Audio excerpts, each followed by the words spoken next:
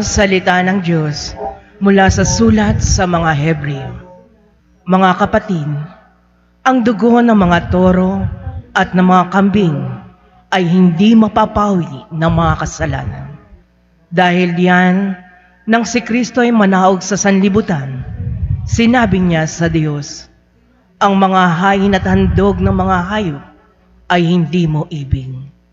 Kaya't inihanda mo ang aking katawan upang maging hain. Hindi mo kinalugdan ang mga handog na susunugin at mga handog dahil sa kasalanan. Kaya't aking sinabi, narito ako, Diyos, upang tupdin ang iyong kalooban. Ayon sa nasusulat sa kasulatan tungkol sa akin. Sinabi mo na niya, hindi mo ibig o kinalugdan ang mga hain at handog na mga hayop, mga handog na susunugin at mga handog dahil sa kasalanan. Bagamat ito ay inandog ayon sa kautusan, sa kaniya sinabi, narito ako upang tupdin ang iyong kalooban. Inalis ng Diyos ang unang handog na pinalitan ng handog ni Kristo. At dahil sa kanyang pagsunod sa kalooban ng Diyos, nilinis tayo ni Jesucristo sa ating mga kasalanan sa pamamagitan ng minsang paghahandog sa kanyang sarili, at iyo'y sapat na. Ang salita ng Diyos. Salamat sa Diyos. Salamat sa Diyos. Salamat sa Diyos. Sa wika mong banal. Salamat po. Sumayin niyo ang Panginoon. At sumayo rin. Ang mabuting balita ng Panginoon ayon kay San Lucas. Papuri sa iyo, Panginoon. Noong panahong iyon, ang Anghel Gabriel ay sinugo ng Diyos sa Nazaret, Galilea sa isang dalaga ng pangalay Maria. Siya'y nakatakdang ikasal kay Jose, isang lalaki buhat sa lipi ni Haring David. Paglapit ng anghel sa kinaroroonan ng dalaga, binati niya ito, matuwa ka, ikaw ay kalugod-lugod sa Diyos. Wika niya, sumasayo ang Panginoon. Nagulumihanan si Maria sa gayong pangusap at inisip niyang mabuti kung ano ang kahulugan niyon. Kaya't sinabi sa kanya ng anghel, huwag kang matakot, Maria, sapagkat kinalulugdan ka ng Diyos. Makinig ka. Ikaw ay maglilihi at manganganak ng isang lalaki at siya'y tatawagin mong Jesus. Magiging dakila siya, tatawaging anak ng kataas-taasan. Ibibigay sa kanya ng Panginoong Diyos ang trono ng kanyang amang si David. Mag-ahari siya sa angkan ni Jacob magpakailanman at ang kanyang pag-ahari ay walang hanggan. Paano mangyayari ito kayong ako'y dalaga? Tanong ni Maria. Sumagot ang anghel, bababa sa iyo ang Espiritu Santo at liliman ka ng kapangyarihan ng kataas-taasan. Kaya't banal ang ipapanganak mo at tatawaging anak ng Diyos. Natatandaan mo ang iyong kamag-anak na si Elizabeth? Alam ng lahat na siya'y baog, ngunit naglihi siya sa kabila ng kanyang katandaan at ngayoy ika-6 na buwan na ng kanyang pagdadalang tao sapagkat walang hindi mapangyayari ang Diyos. Sumagot si Maria, ako'y alipin ng Panginoon, mangyari sa akin ang iyong sinabi. At nilisan siya ng anghel. Mga kapatid, ang mabuting balita ng Panginoon. Pinupuri ka namin, Panginoong Jesucristo. Sa ating rektor dito sa katedral, Father Domingo Salonga, sa inyo pong lahat narito at lalong-lalo na sa mga nasa kanilang tahanan, magandang umaga po. Narinig po natin sa ating binasang ebanghelyo, ang para sa akin ay one of the favorite ways of God in blessing the humankind. And that is by taking into consideration the participation of man. Sinabi kong by taking into consideration the participation of man, sapagkat sa totoo lang, pwedeng hindi naman. God can do and even accomplish more incredible works even without the help of man. Diyos siya. Tandaan po nating likha niya ang mundong ito ang wala pang tao. At ang mundo na nilikha niya noon ay hamak na mas maganda sa mundo na meron tayo ngayon. Kaya sa totoo lang, hindi niya talaga kailangan ng tulong. Pero pansinin po niyo ang Diyos simula pa noong una. Nakikiisa na sa tao talaga. Bagamat hindi niya kailangan, pinipili niyang ang tao ay kanyang makaisa. Involved niya. Nang likhain ng Diyos sa mundong ito, ang sabi niya sa tao, pamahalaan mo ito.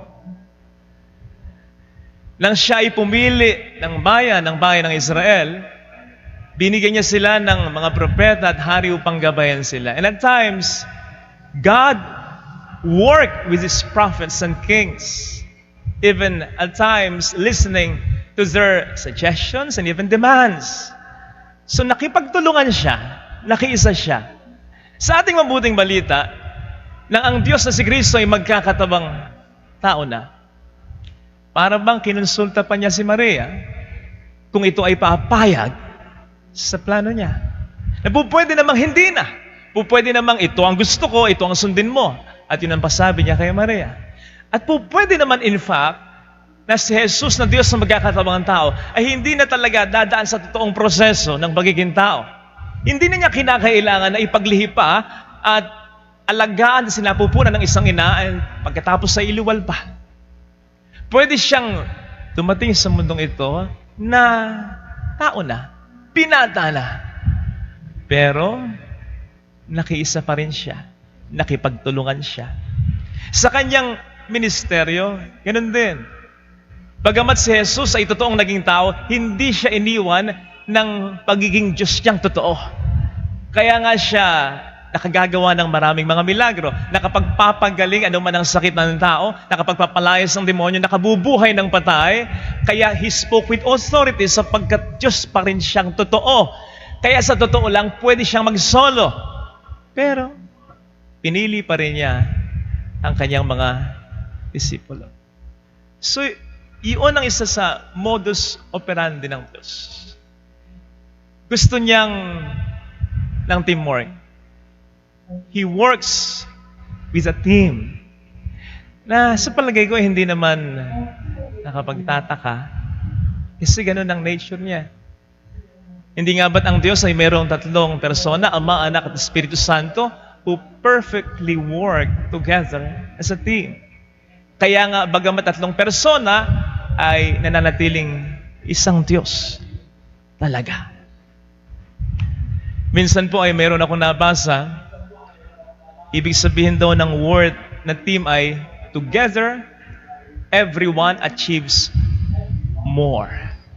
Together, everyone achieves more. Na para bang sinasabi, kapag ikay nag-iisa, pwede ka talagang makagawa ng maganda. Pero iba, kapag meron kang kasama at kayo'y nagkakaisa, mas maraming makukuha na maganda at makahulog ang resulta. Kahit nga po sa Biblia, pinipraise ang pagkakaisa.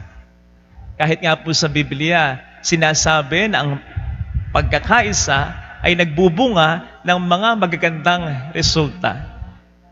Halimbawa po ang Salmo 133. Ang sinasabi doon sa verse 1, how lovely, how pleasant it is when brothers live in unity. Tapos susudlungan yon, idiretso na natin sa verse 3, for there or for them, the Lord commanded the blessing, life forevermore. Kaya nga may kasabihan sa English, unity commands blessing. Na para bang sinasabing, kung saan merong pagkakaisa, ang Diyos ay nandun talaga, and therefore may biyaya, may pagpapalang makukuha. Hindi nga ba sa ministeryo ng ating Panginoon, ang sabi niya, whenever 2 or 3 are gathered in my name, I am there in their midst. Pagkakaisa. Pero hindi naman po ito isang simpleng pagkakaisa lang. gathered in the name of Jesus. Tandaan po natin yan. Kasi hindi naman lahat ng pagkakaisa, halimbawa sa Biblia, ay pinagpapalang talaga. Huwag natin kakalimutan yung storya ng Torre ni Babel sa Genesis 11. People here were clearly united for a cause. But they were not blessed by God. They were even punished. May pagkakaisa pero walang pagpapala. Ang nangyari, parusa. At bakit ganon? Because they were united in the wrong thing and for the wrong thing. And so they did not receive any blessings. So sinasabi sa atin ng Panginoon, be united under God's will. At yun ang sinasabi sa atin ng ating mga pagbasa, simula pa sa una, papunta sa Salmo, papunta sa ikalawa, hanggang sa Ebanghelyo. Lahat ng pagbasang ito ay tumutuon sa pagsunod ng tao sa kalooban ng Diyos. Sapagkat bagamat ang Diyos ay nakikipagkaisa sa tao, hindi naman po pwedeng common ground. Hindi naman po pwedeng patas. Diyos siya, tao tayo eh. Kaya nga sabi ng ating mahal na ina, sa anghel, ako'y alipin ng Panginoon. Bagamat makikipagtulungan ako sa Kanya, He still calls the shots. So dapat ang pagkakaisa natin is under God's will for us to receive blessings. Hindi ito therefore pagkakaisa sa kasamaan, sa kalokohan. Hindi ito pagkakaisa parang isang tao, isang grupo ng mga tao ay ilugmok sa kahihiyan. Hindi ito pagkakaisa ng isang relihiyon o ng grupo ng mga relihiyon upang itakwil ang isang relihiyon na nagtuturo naman din ng kabutihan. Hindi ito pagkakaisa ng mga magkakapatid para ilugmok sa hirap ang kanilang kapatid, ang isang kapatid. Hindi ito pagkakaisa ng buong pamilya para itakwil ang isang miyembro ng pamilya. At ngayon, sa ating nararanasan problema, ang COVID-19 na yan, hindi ito pagkakaisa sa chismisan. Kaya yung mga makakating dila na yan, wag munang mag-gather kung saan-saan. Hindi ito pagkakaisa sa inuman. May mga nare-report na nakapupus pa rin alak at nagkukumpul-kumpul pa rin. Nagtatago nga lang. Wag munang ganyan. Hindi ito pagkakaisa kahit sa mga simpleng pagdiriwang, kahit pa matinong pagdiriwang yan. Halimbawa, binyag, birthday. Iwasan mo na yan. Sapagkat baka imbis na ma-bless, ay tayo pa'y maparusahan. Baka magkahawahan. Lalala pa ang COVID-19 na yan.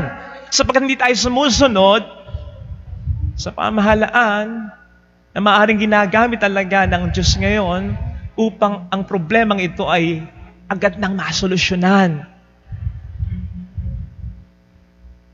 Nabanggit ko kanina yung Salmo 133. How good, how pleasant it is when brothers live in unity. For them, the Lord commanded blessings. Sinasabi po ng ibang mga dalubhasa sa Biblia na ang salmong ito ay naisulat when all the tribes of Israel got together and then appointed David as their king. Kasi bago pa man daw ang salmong ito, Israel was 12 dysfunctional tribes that could not make any real progress. Kasi walang pagkakaisa. Kaya noon lamang when they decided to unite and unanimously agreed to have David as their king, that they received many blessings. Mga kapatid, higit kailanman, ngayon ang Diyos sa atin ay nakikiisa. Tandaan po natin yan. Yaan ang diwa ng Kwaresma at ng mga mahal na araw.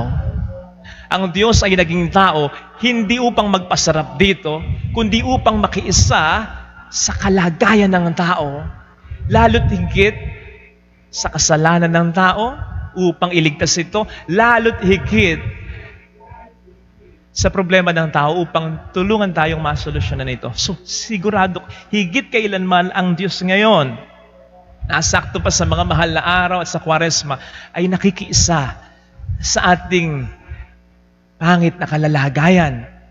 Higit kailanman, ngayon kinakailangan natin ng pagkakaisa. At magkaisa tayo under the kingship of God, under the leadership of those people appointed by God. Makinig tayo sa ating mga magulang, lalo't higit kung ang desisyon nila ay para sa ikapagkakaisa ng buong pamilya na ngayon ay nakararanas ng problema.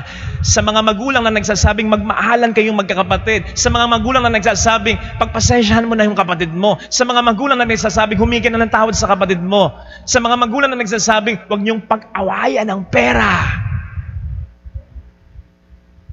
Sa authority, sa pamahalaan, sa simbahan, o kahit sa mga barangay tanod na yan, na nagsasabing stay home, do not pass through. Kasi bawal. Kasi ginagamit sila ng Panginoon upang tayo'y pangalagaan. Magkaisa tayo sa kabutihan, sa pagkakawang gawa. Hindi magkaisa sa pagiging sakim. Amin lang ito. Bahala na kayo. Magkaisa tayo under the kingship of God and we will receive blessings. Totoo po na ang blessing naman ng Diyos ay hindi nakasalalay sa tao eh. Hindi.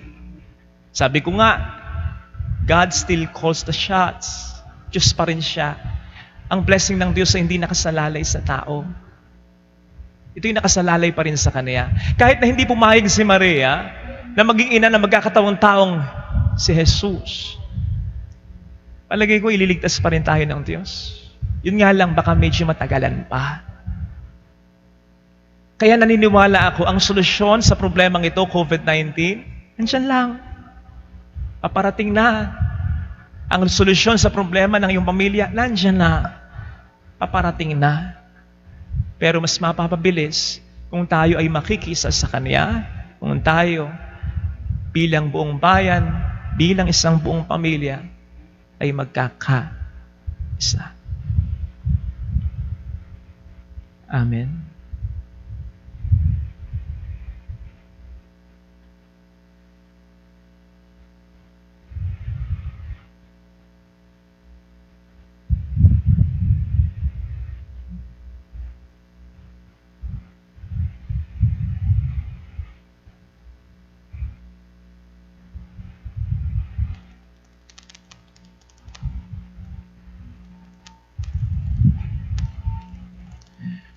Maidugtong ko po, magkaisa rin po tayo, lalong-lalo na sa panalangin. Mamaya po, alas 7 ng gabi, inaaniyahan po tayo ng ating Santo Papa na magdasal kasama niya para sa buong mundo. Pahayag po natin ang ating pananampalataya. Sumasampalataya ako sa Diyos sa mga makapangyarihan sa lahat na may gawa ng langit at lupa. Sumasampalataya man ako kay Jesucristong iisang anak ng Diyos, Panginoon natin lahat, nagkatawan tao sa lalang ng Espiritu Santo, ipinanak ni Santa Mariang Birhen, pinagpakasakan ni Poncio Pilato, ipinako sa krus na matay inilibing, nanaog sa kinaroroonan ng mga yumao, nang may 3 araw na buhay na muli umakyat sa langit, naluklok sa kanan Diyos sa mga makapangyarihan sa lahat. Doong magmumula at paririto tuhukom sa nabubuhay at namamatay na tao. Sumasampalataya man ako sa Diyos Espiritu Santo, sa banal simbahang Katolika, sa kasamaan ng mga banal, sa kapatawaran ng mga kasalanan, sa pagkabuhay ng muli at namatay na tao, at sa buhay na walang hanggan. Amen. Dahil sa tapat na pagsunod ng pinagpalang Birheng Maria, nagkatawang taong Diyos sa piling natin, tinatawag tayo ng misteryo ng pagkakatawang tao upang lumapit sa ating mapagmahal na Ama sa pamamagitan ng anak niyang naging tao. E sa bawat panalangin ng ating itutugon, Panginoon, dinggin mo ang aming panalangin. Panginoon, dinggin mo ang aming panalangin. Ang simbahan naway makita bilang kumikilos na buhay na katawan ni Jesucristo. Manalangin tayo sa Panginoon. Panginoon, dinggin mo ang aming panalangin. Ang mga taong may mabubuting kalooban, naway maunawaan na nakipag-isa kay Kristo sa bawat tao nang siya'y nakipamuhay sa ating piling. Manalangin tayo sa Panginoon. Panginoon, dinggin mo ang aming panalangin. Ang mga scientifico at teknologo naway magsikap ng may dakilang layunin, itaguyod ang dangal at kaligayahan ng tao. Manalangin tayo sa Panginoon. Panginoon, dinggin mo ang aming panalangin. Ang mga inang nagdadalang tao naway masayang tanggapin ang bagong buhay sa kanilang sinapupunan, katulad ng pagtanggap ni Maria sa kanyang anak. Manalangin tayo sa Panginoon. Panginoon, dinggin mo ang aming panalangin. Ang mga yumao naway mapatawad sa kanilang mga kasalanan. Manalangin tayo sa Panginoon. Panginoon, dinggin mo ang aming panalangin. Iyuko natin ang ating ulo, ibulong sa Panginoon ang ating intensyon, lalo tigit ang ating pangkalahatang intensyon na masugpo na ang COVID-19 ngayon.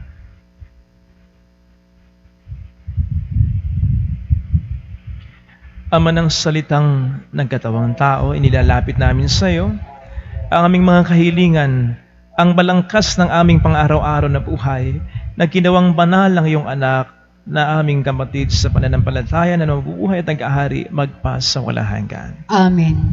Kunin at tanggapin ang alay na ito, mga biyayang nagmula sa pagpapala mo, tanda ng bawat puso, pagkat inibig mo, ngayoy nananalig, nagmamahal sa'yo. Ngayoy nananalig, nagmamahal sa'yo.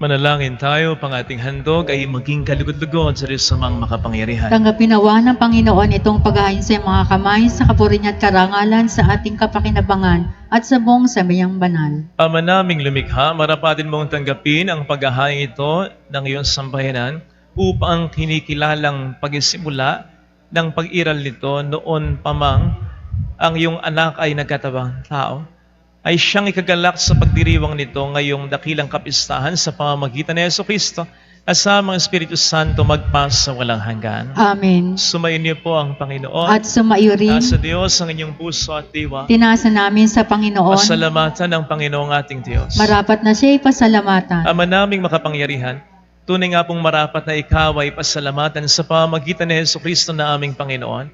Siya'y naging di naiba sa amin noong lukuban ng Espiritu Santo ang mahal na birheng nanalig sa pagbabalita ng anghel.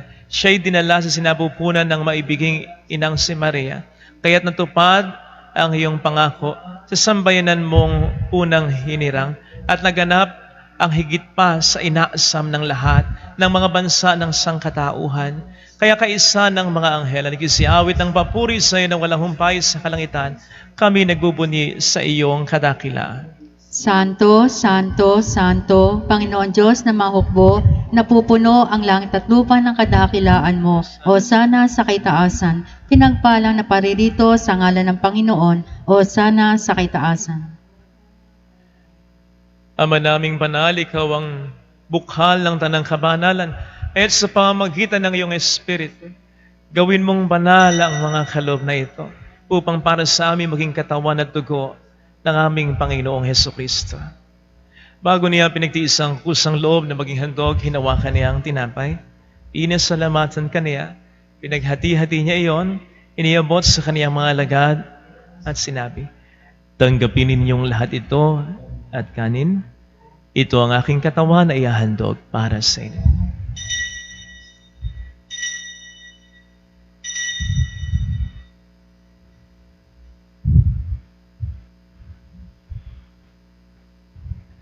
Gayun din naman nang matapos ang hapunan, inawakan niya ang kalis, muli kaniyang pinasalamatan. Iniabot niya ang kalis sa kaniyang mga alagad at sinabi, "Tanggapin ninyong lahat ito at inumin. Ito ang kalis ng aking dugo ng bago at walang hanggang tipan. Ang aking dugo na ibubuhos para sa inyo at para sa lahat sa ikapagpapatawad ng mga kasalanan. Gawin niyo ito sa pag-alala sa akin."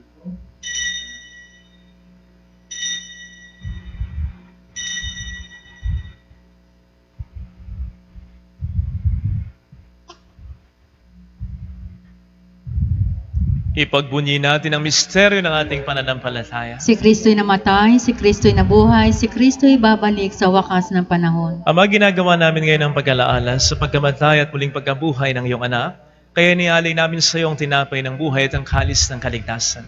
Kami po ay nagpapasalamat dahil kami iyong minarapat at tumayo sa harap mo para maglingkod sa iyo. Isinasamo namin kami na magsasalo sa katawan at dugo ni Kristo ay mas mabuklod sa pagkakaisa sa pamamagitan ng Espiritu Santo. Amalingapin mo ang iyong simbahang laganap sa buong daigdig. Puspusin mo kami sa pag-ibig. Kaisa ni Francisco naming Papa at ni Dennis naming Obispo at ng Tanang Kaparian. Alalahanin mo rin ang mga kapatid naming nahimlay na may pag-asang sila'y muling mabubuhay. Gayon din ang lahat ng mga pumanaw. Tanggapin mo sana silang lahat sa iyong malwalhating piling. Kaawaan mo at pagindapating kaming lahat na makasalo sa iyong buhay na walang wakas, kaisa na mahal na Birheng Maria na Ina ng Diyos, kaisa ni San Jose na kabiyak ng kanyang puso, kaisa na mga apostol at lahat ng mga banal na namuhay dito sa daigdig ng kalugod-lugod sa iyo. Maipagdiwang nawa namin ang pagpupuri sa ikararangal mo sa pamamagitan ng iyong anak, naming Panginoong Hesukristo. Sa pamamagitan ni Kristo, kasama niya at sa Kanya, ang lahat ng parangal, papuri ay sa iyo, Diyos samang makapangyarihan, at sa mga Espiritu Santo, pagpa sa walang hanggan. Amen. Bilang isang pamilya, sama-sama tayong tumawag sa Ama. Ama namin, sumasalangit ka, sambahin ang ngalan mo, mapasa amin ang kaharian mo, sundin ang loob mo dito sa lupa para nang sa langit. Bigyan mo kami ngayon ng aming kakanin sa araw-araw, at patawarin mo kami sa aming mga sala, para ng pagpapatawad namin sa nagkakasala sa amin. At huwag mo kaming ipahintulot sa tukso, at ihadya mo kami sa lahat ng masama. Niling namin kami adya sa lahat ng masama, pagkalooban ng kapayapaan araw-araw, ligtas sa kasalanan sa kapahamakan, lalo sa mga seryosong karamdaman, samantalang aming pinaghahandaan ang dakilang araw ng pagpapahayag ng tagapagligtas naming si Hesus Kristo. Sapagkat iyo ang kaharian, ang kapangyarihan at ang kapurihan, magpakailanman. Amen. Panginoong Hesus Kristo, sinabi mo noon sa iyong mga alagad, sinasabi mo rin sa amin dito, kapayapaan ang iniiwan ko sa inyo, ang aking kapayapaan ang binibigay ko. Tunghayan mo ang aming pananampalataya, wag po ang aming pagkakasala.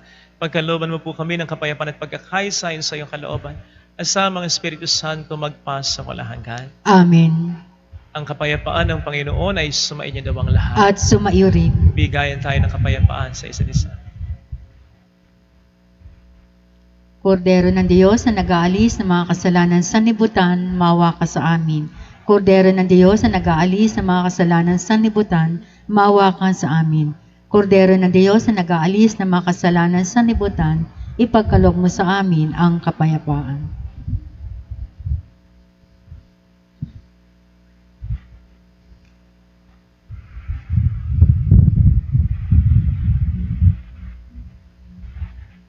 Narito sa harap natin ng Panginoon ang ating buhay, kagalingan at kaligtasan. Mapalad tayong lahat na inaanihan. Panginoon, hindi ako karapat-dapat na magpatuloy sa iyo, ngunit sa isang salita mo lamang ay gagaling na ako.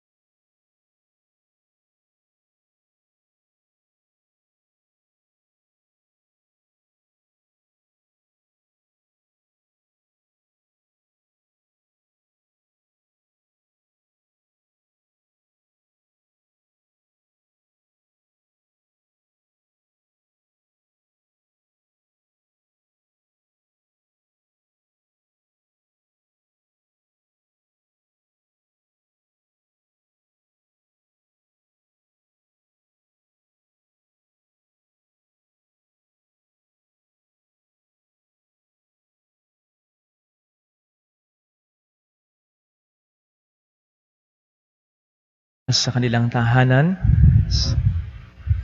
manalangin tayo.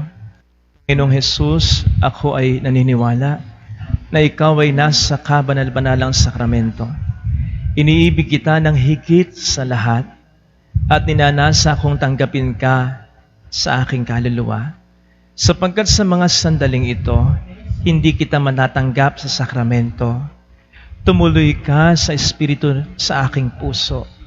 Niyayakap kita na para bagang narito ka na at niyalay ko ng buong buo ang aking sarili sa iyo. Huwag mong hayaang mawalay ako sa iyo. Amen.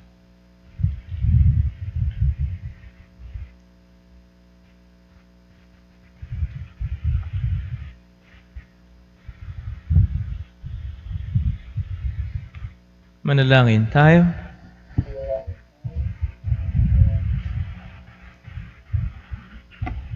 Ama naming mapagmahal, patibayin nawa mo sa aming kalooban ang aming pinagsaluhang pananda ng pananampalatayang tunay,